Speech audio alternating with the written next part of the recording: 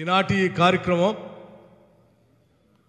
రాష్ట్రంలో రైతులు పండించినటువంటి పంటను కొనుగోలు చేయకుండా కేంద్ర రాష్ట్ర ప్రభుత్వాలు ఇద్దరు కూడా ఆడుతున్నటువంటి నాటకాన్ని ఆపి పండించిన ప్రతి గింజను కొనాలి అని చెప్పేటువంటి కార్యక్రమంలో భాగంగానే ఈరోజు కాంగ్రెస్ పార్టీ అగ్రికల్చర్ అంటే వ్యవసాయ శాఖ కమిషనర్ని కలిసి వారికి విజ్ఞాపన పత్రాన్ని ఇచ్చి రైతుల పక్షాన పోరాటం చేయాలనేటువంటి ఆలోచనతో చేసినటువంటి కార్యక్రమం ఇది.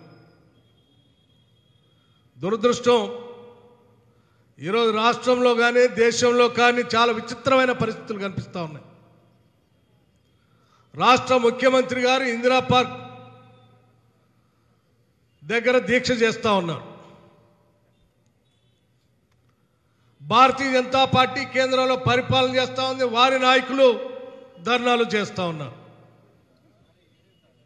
కొనుగోలు చేయాల్సిన రాష్ట్ర ప్రభుత్వం ధర్నా చేస్తూ ఉంది. ఎంఎస్పీ ఇచ్చి సహకరించాల్సిన కేంద్ర ప్రభుత్వం ధర్నా చేస్తూ ఉంది. రాష్ట్రంలో ఉన్న ప్రజలకు ఎవరికి అర్థం కావట్లే, వాళ్ళు కొనాల్సింది రాష్ట్ర ప్రభుత్వమా కేంద్ర ప్రభుత్వమా కాదు. ఈ రెండు కాకుండా పాకిస్తాన్ కొనాలా, అమెరికా కొనాలా, లేకపోతే శ్రీలంక కొనాలా అని రాష్ట్ర ప్రజలు కూడా ఆందోళన పడ్డారు. ఏంది ఇది?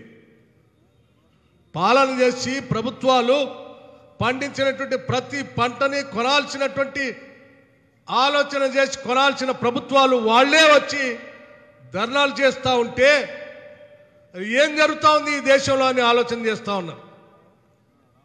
ఈ గందరగోళ పరిస్థితిలో కాంగ్రెస్ పార్టీ లోతుగా ఆలోచన చేస్తే మనందరికి కనిపించింది ఒక్కటే, కేంద్ర ప్రభుత్వం తీసుకొచ్చినటువంటి 3 వ్యవసాయ నూతన చట్టాలు వ్యవసాయ రంగాన్ని, రైతులు పండించినటువంటి పంటని రెండింటిని కూడా కార్పొరేట్ శక్తులకి దారాదత్తం చేయటం కోసం తీసుకొచ్చిన చట్టాలు దేశవ్యాప్తంగా కాంగ్రెస్ పార్టీ వ్యతిరేకిస్తూ వచ్చింది. అనేక సందర్భాల్లో క్షేత్రస్థాయిలో కూడా కాంగ్రెస్ పార్టీ వ్యతిరేకం చేస్తూ వచ్చింది. చివరికి రాష్ట్ర శాసనసభలో కూడా కాంగ్రెస్ శాసనసభా పక్షం నుంచి 3 చట్టాలను వ్యతిరేకిస్తూ తీర్మానం చేయాలని చెప్పి అడ్జర్న్మెంట్ మోషన్ ఇవ్వటమే కాకుండా షార్ట్ డిస్కషన్ కూడా చేపట్టాలని చెప్పి చర్చ తీసుకొని రాష్ట్ర ప్రభుత్వాన్ని డిమాండ్ చేశాం, ఏకగ్రీవ తీర్మానం చేద్దాం, కేంద్ర ప్రభుత్వానికి పంపిద్దాం. నిజంగా నువ్వు కూడా రైతుల పక్షానే ఉంటే రైతులకు వ్యతిరేకంగా ఉన్నటువంటి 3 చట్టాలకు వ్యతిరేకంగా ఏకగ్రీవ తీర్మానం చేసి పంపిద్దామని చెప్తే అడ్డగోలుగా మంది బలం ఉన్నటువంటి టీఆర్ఎస్ పార్టీ ప్రభుత్వం సభలో మైక్ ఇవ్వకుండా మైక్ కట్ చేసి ఈ తీర్మానాలు అవసరం లేదు, భారత పార్లమెంట్ చేసిన చట్టానికి రాష్ట్రం ఏమి చేయలేదు అని అడ్డగోలు మాట్లాడి సభని వాయిదా వేసుకుని వెళ్ళినటువంటి ముఖ్యమంత్రి ఈరోజు వచ్చి ఇందిరా పార్క్ దగ్గర దీక్ష చేస్తూ ఉన్నాడు. అదే రోజు కాంగ్రెస్ శాసనసభా పక్షం చెప్పినట్టు తీర్మానం చేసి కేంద్రానికి పంపించి ఉంటే ఈ పరిస్థితులు ఉత్పన్నం అయ్యేవి కాదేమో అని మేమంతా భావిస్తూ ఉన్నాం. అంతేకాదు ఇంకొక కోణం కూడా దీంట్లో కనిపిస్తూ ఉంది. కాంగ్రెస్ పార్టీ దేశవ్యాప్తంగా ఈ చట్టాలని వ్యతిరేకిస్తూ ఉంది, రైతులను అందరినీ కూడా సమీకరిస్తూ ఉంది, రైతుల పక్షాన పోరాటం చేస్తూ ఉంది. కాబట్టి వాళ్ళకి తెలియకుండా ఒక కుట్రపూరితంగా వ్యవసాయ రంగాన్ని పండించిన పంటను కూడా ఈ కార్పొరేట్ శక్తులకు దారాదత్తం చేయడం కోసం వెనక నుంచి ఒక కార్యక్రమం చేపడదామనే ఆలోచన చేసినట్టుగా కనిపిస్తూ ఉంది. ఆ వెనక నుంచి చేసిన కార్యక్రమమే ఈరోజు పండించిన పంటని రాష్ట్ర ప్రభుత్వం మేము కొనమని, కేంద్ర ప్రభుత్వం మా వల్ల కాదు మీరు కొనాలని చెప్పి ఇద్దరు ఆడుతున్నటువంటి నాటకంతో అంతిమంగా ఈ రాష్ట్రంలో ఉన్నటువంటి రైతులు పండించిన పంటని అమ్ముకోలేక ఇబ్బంది పడుతూ వ్యవసాయం మాకు దండగా అని చెప్పి ఆలోచనకు వచ్చి ఈ భూముల్ని కార్పొరేట్ శక్తులకి అప్పజెప్తారులే అనేటువంటి ఒక కుట్రపూరితంగా వెనక నుంచి చేస్తున్నటువంటి ఆలోచనగా కనిపిస్తూ ఉంది. ఆ 3 వ్యవసాయ రంగ చట్టాల్లో అత్యంత ప్రధానమైనది ఎసెన్షియల్ కమోడిటీస్ యాక్ట్ సంబంధించి దాన్ని కూడా భారత పార్లమెంటు ఒక చట్టం తీసుకొని వచ్చింది. అత్యవసర నిత్యావసర సరుకుల్ని ఎవరైనా ఎక్కడి నుంచైనా రవాణా చేసుకోవచ్చు, ఎంతైనా స్టాక్ పెట్టుకోవచ్చని కొత్త చట్టం తీసుకొస్తే దానివల్ల దేశంలో ఉన్నటువంటి ప్రజలకి, ముఖ్యంగా ప్రజానీకం ఈ నిత్యావసర సరుకులు కొనుక్కునేటువంటి కన్జ్యూమర్స్కి నష్టం జరుగుతుంది. ఈ చట్టం వద్దని చెప్తే దాన్ని బహిరంగంగా ఇద్దరు వ్యతిరేకించలేక ఈరోజు వాళ్ళందరికీ సరుకులు దొరకటం కోసం రాష్ట్ర ప్రభుత్వాలు కొనకుండా వదిలేస్తే ఆటోమేటిక్గా రైతులంతా కూడా తప్పనిసరి పరిస్థితుల్లో కార్పొరేట్ శక్తులకి అమ్ముకోవాల్సి వస్తుంది, తెగనమ్ముకోవాల్సి వస్తుంది. ఆ రకంగా వాళ్ళకు కావలసిన సరుకంతా వాళ్ళ గోడౌన్లో నిండుతుంది అనేటువంటి ఆలోచనతోనే ఇద్దరు కలిసి ఆడుతున్న నాటకమే ఈరోజు ఈ కార్యక్రమాలను చెప్పడానికి కూడా కాంగ్రెస్ పార్టీకి ఎటువంటి సందేహం లేదు.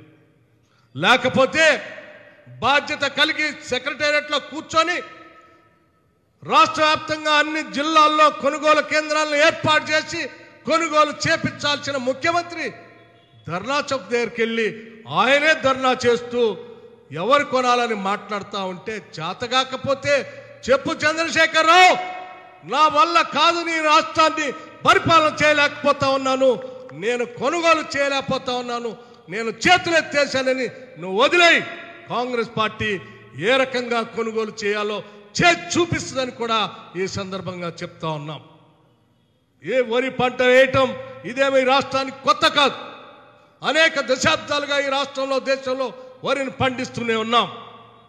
దశాబ్దాలుగా పండిన పంటని ఏ ప్రభుత్వాలు ఉన్నా కూడా మార్కెట్ ఇంటర్వెన్షన్ ఫండ్ను కూడా తీసుకొని వచ్చే అవసరం అయితే మార్కెట్లో ఆ డిమాండ్ క్రియేట్ చేసి రైతులకి మద్దతు దొరికేటట్టుగా చేశాం.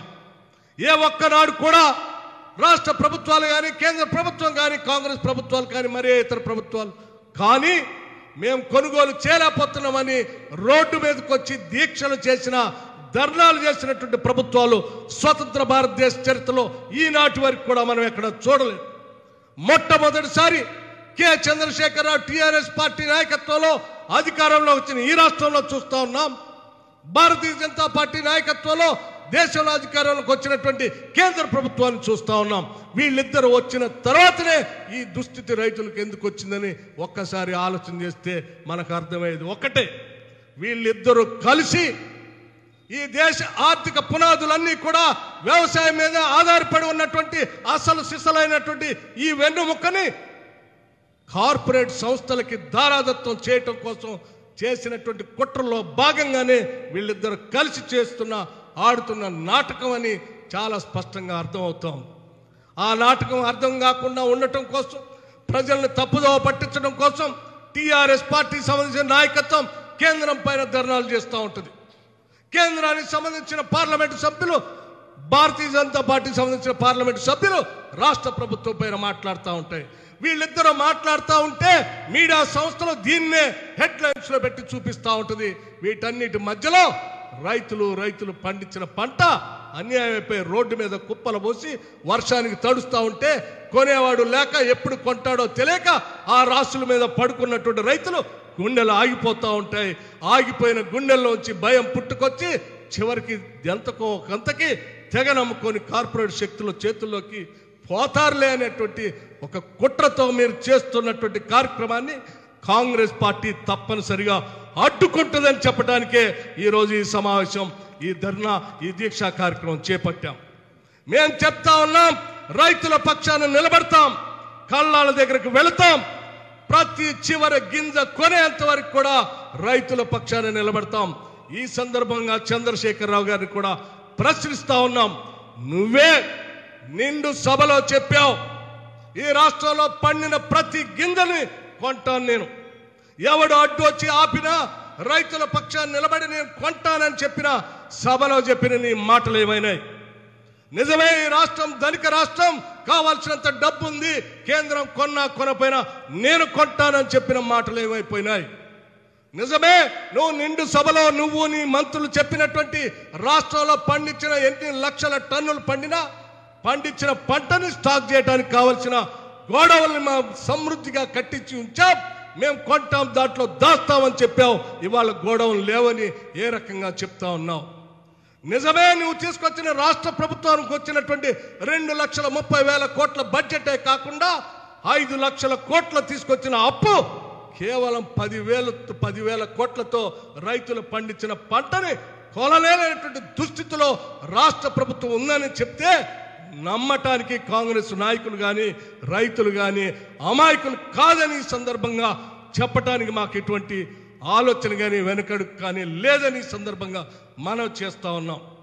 చంద్రశేఖరరావు గారు, మీరు ఇందిరా పార్క్ దగ్గర దీక్ష చేస్తేనో ధర్నా చేస్తేనో రైతులు మర్చిపోతారనో కాంగ్రెస్ పార్టీ వదిలిపెడుతుందని నువ్వు భావిస్తే పొరపాటని కూడా ఈ సందర్భంగా నీకు మనవి చేస్తూ, ఈనాడు ఇక్కడ మొదలుపెట్టినటువంటి ఈ దీక్షా కార్యక్రమం ప్రతి గ్రామానికి చేరుతుంది, ప్రతి కళ్ళానికి చేరుతుంది, ప్రతి రైతు ఇంటికి చేరుతుంది.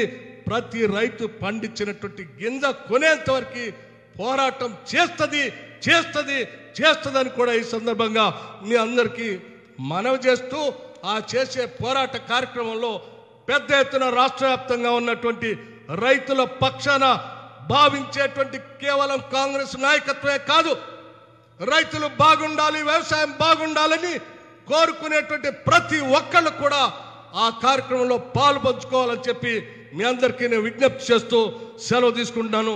జై హింద్, జై కాంగ్రెస్.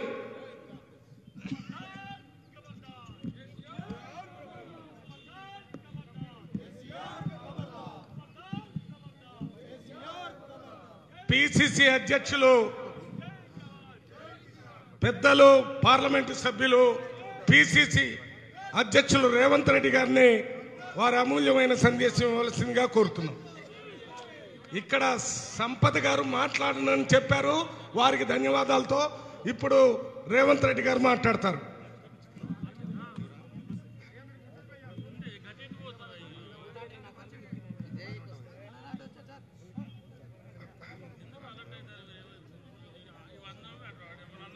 హాయ్ ఫ్రెండ్స్, మా టుడే టుమారో యూట్యూబ్ ఛానల్ చూస్తున్నందుకు చాలా థ్యాంక్స్.